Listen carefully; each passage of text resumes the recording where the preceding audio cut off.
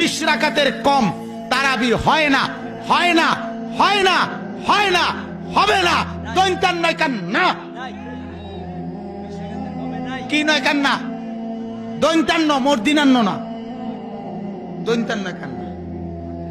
হ্যাঁ, 8 রাকাত যারা তারাবি পড়ে কিংবা বলে তাদের তারাবি আদায় হবে না। দলিল তুমি থো বাদ দাও। তারাবির সালাত 8 না 20। বিষ্ণু ঈসা ইসলাম রমাদান কিংবা রমাদানের বাইরে 11 রাকাতের বেশি পড়তেন না, সেক্ষেত্রে 8 রাকাত পড়তেন।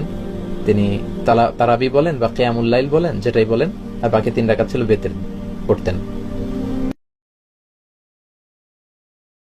সম্মানিত মসজিদের মুসাল্লি, 20 রাকাত তারাবি, 8 রাকাত তারাবি, 20 রাকাত তাহাজ্জুদ, 8 রাকাত তাহাজ্জুদ।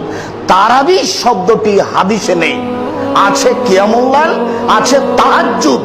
ওই হুজুর প্রতারক, ধোঁকাবাজ বুজুর্গানে দিন বলছে যে 20 রাকাত হলো তারাবি আর 8 রাকাত হলো তাহাজ্জুদ।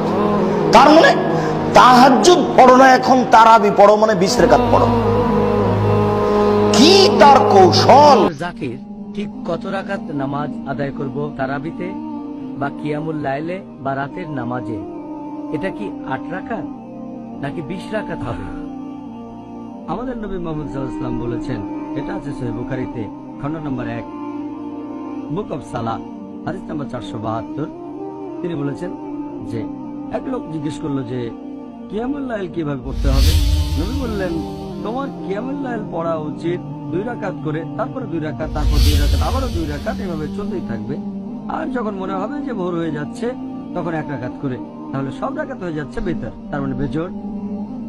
আপনি যত খুশি পড়তে পারেন, শেষের দিকে পড়বেন 1 রাকাত করে, তার মানে বেজোড়, তখন সবগুলো বেজোড় রাকাত। তাহলে নামাজের রাকাতের সংখ্যা নিয়ে যদি বলতে হয়, আপনি যত রাকাত খুশি পড়তে পারেন।